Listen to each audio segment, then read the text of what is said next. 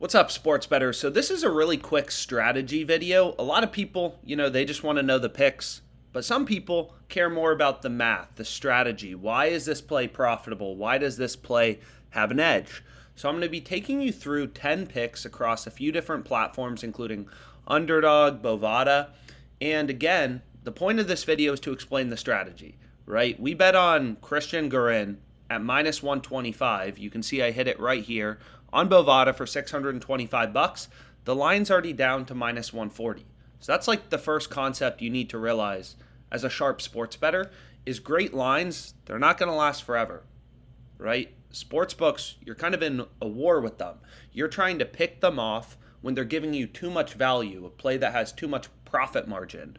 And sometimes when you get them, they move lines pretty quickly, which is exactly what happened with this play on Christian Guerin. But anyways, let's get into the rest of these picks because there is a play that is still available. Another tennis bet, which I locked in a bit earlier, Roberto Baena, I hit for 250 bucks at plus 175 money line odds. And you can see this is just a play that is showing up on the OddsJam positive EV tool. So the way this tool works is pretty simple, right? So you select the sports books you use. So I have 12 sports books selected. All I have set up for filters is max odds of plus 250. And what the positive EV tool does is it kind of scans all these lines on, Bovada, Prize Picks, DraftKings, right? There's so many different lines on these sports books, so many different things you can bet on, right? All these player props. So what OddsJam's doing is it's just kind of constantly updating these lines and trying to point out where there's value. So you can see the top play for the books I have selected and the max odds I have selected. The top play is Roberto Baena at plus 175 moneyline odds on Bovada. So again, this tool, there's no BS, right? There's no, Baena, he looked great getting off the plane. His legs looked great in practice. There's none of that bullshit, right? All of that, all of this sports talk and all this nonsense is already baked into the market, right? So if Baena has a slight injury to his thumb, sportsbooks know, other bettors know, unless it's secret information. If it's public information, it's already baked into the odds, right? So what you're going to notice is basically every sportsbook kind of is pricing this around plus 150, plus 155, and we're getting him plus 175 on Bovada. So the way I like to think about sports betting and the way you should, as a sharp bettor, is you really have dozens of data points. I mean, it's not like there's only one sports book posting odds aside from Bovada on this tennis match. I mean, there's literally dozens. So you have dozens of sports books who have invested hundreds of millions of dollars into their ability to set lines. They're taking action from all around the market, moving around lines due to supply and demand, right? So if an unbalanced amount of money starts coming in on Baena, lines are going to move towards him. Sportsbooks will drop his odds from plus 145 to plus 140 to plus 135, whatever, right? Sportsbooks are in the business of not wanting risk. They don't want risk. They want to take balanced action on both sides of their market and make their risk-free spread, the VIG. So just like the price of a stock moves due to supply and demand, if a bunch of sharp bettors and syndicates, if they start pounding Baena money line, the odds will drop, which is exactly what happened, right? Baena was about plus 180 on most sports books. All of the action has been coming in on him, so his odds have dropped to like plus 145, plus 150, and we can still get plus 175 on Bovada. So a lot of value. So what you can actually do, and what I like to do, is you can take some sports books. So for example, here we have Pinnacle. Pinnacle is one of the sharpest bookmakers out there. So you can see they're giving you plus 157 on Baena, and they're giving you Francisco at minus 181. So I don't know anything about tennis. I don't know anything about these players. All I know is I'm looking for an edge, right? I'm looking for enough value to beat the VIG, right? To beat the juice on sportsbooks and have an edge. So you can see right here, Pinnacle has Baena at plus 157. They have his opponent, Francisco, at minus 181. So if you remove the VIG, right, if you strip the VIG out of this market, so you remove the spread, the fair line for Baena is plus 165, right? According to Pinnacle's market, it would be plus 165.5.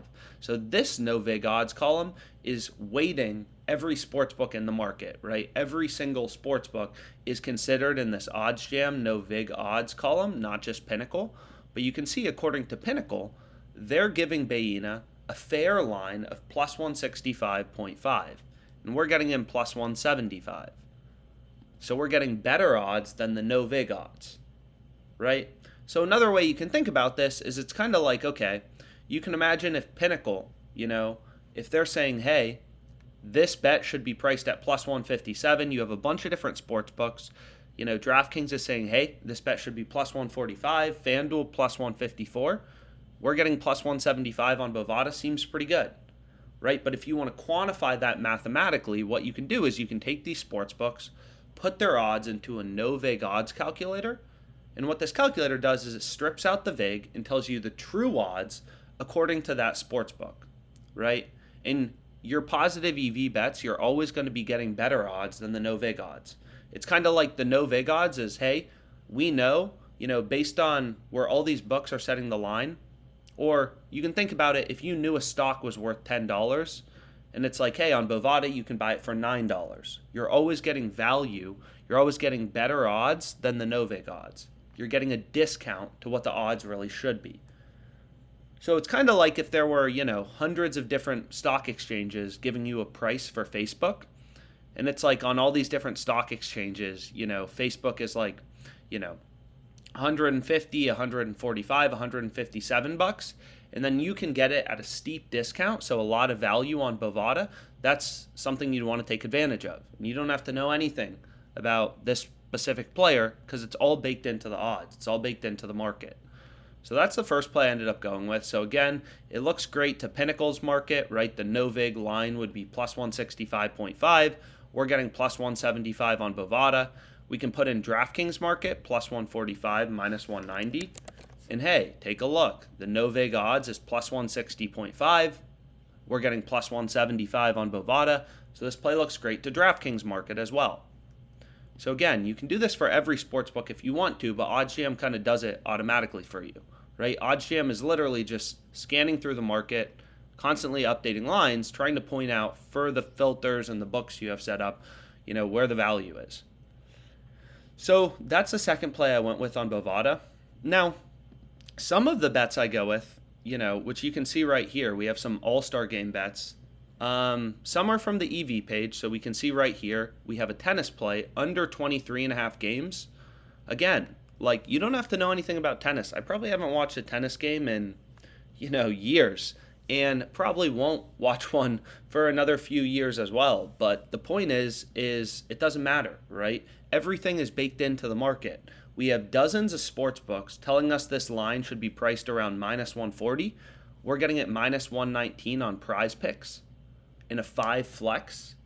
So there's a lot of value, right? Pinnacle has their market plus 117, minus 137. So we put their market into the most important calculator on OddsJam, a no vig odds calculator. And what this calculator will do is just strip out the vig, right, from Pinnacle's market and say, hey, the true odds on the under is minus 125. We're getting minus 119. So again, we're getting better odds. We're getting value to the no vig line. No vig odds, fair odds, whatever. And if you don't care about the math, it's like, okay, you have dozens of sports books telling you, hey, this bet should be a minus 140 favorite. This stock should be priced at 140 bucks. Do you want to buy it for 119? Do you want to bet on this at minus 119? Right? You're not smarter than the sports books. You're not smarter than their models, right? These books invest hundreds of millions of bucks into their ability to set lines. They're taking bets and constantly moving around lines due to new updates, right? Injury news, as well as sports bettors, right? And the volume of bets they're placing. So if all the money's coming in on the under, lines will move in favor of the under, right? Sports betting is a supply and demand just like the stock market. But essentially it's like, if you don't think this is a good bet, then you think you're smarter than all these sports books, as well as all sports bettors who bet on tennis, right? If you think this game's going over and you're including this over in your Prize Picks entry, well, first of all, you're getting a rip-off price. You're betting at minus 119 when there are sports books giving you this bet at plus 117. So, you could get 38 cents better on a sports book, so you're getting absolutely ripped off. And I say this all the time, but it's, sports bettors, for some reason, they think it's all about the sports. It's not about the data. It's not about the market. It's like, imagine if you had to buy stocks at a 38%, higher price than the rest of the market and trying to be a good stock trader. If you have to buy everything and sell everything at a 38% premium, you're just going to get screwed, right? You're never going to be able to make money. So, we're always looking for value as a sharp bettor, and here, clearly the value's on the under. So here's my play.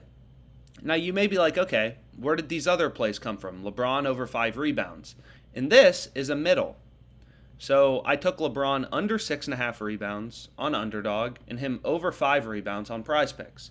Into a new sports bettor, or a recreational sports bettor, a square sports bettor, whatever you want to say, is these things are crazy, right? You took him over and you took him under. How does that make any sense? And the point is I'm looking for an edge, right? I'm paying the VIG on underdog. I'm paying the VIG on prize picks. And I'm taking LeBron over 5, under 6.5. But you have to remember, if LeBron has 6 rebounds, I'm cashing my under on underdog, and I'm cashing my over 5 on prize picks. If LeBron has 6 rebounds, this over is winning. This under is winning. Right? So it matters where sportsbooks set the line. A lot of people, they're just like, oh, you bet the over or the under. It's like, well, LeBron over 5 rebounds is a lot different than under 5, right? So I middled this, where if LeBron has 5 rebounds, I'm going to push this, so this will be a tie, and my 5-leg parlay will become a 4-leg parlay. And this on underdog will win. So I'm actually going to be very happy if LeBron has 5 or 6 rebounds, right? Because I'm either going to cash both bets, and if he has 5 or 6 rebounds, I'm cashing on underdog, and I'm either pushing if he has 5 on prize picks, and my 4-leg parlay or my 5-leg parlay becomes a 4-leg parlay, or if he has exactly 6 rebounds, I'm going to win on underdog and win my over on prize picks. So that seems pretty good. And then it's the same thing with Laurie, right? Over 12.5 here, under 14.5. If he has 13 or 14 points, we cash this under. We also cash this over. So that's called a middle bet. And again, OddsJam has a betting tool for that. And there's a bunch of videos, educational stuff like that we've done where you can learn more about middles as well.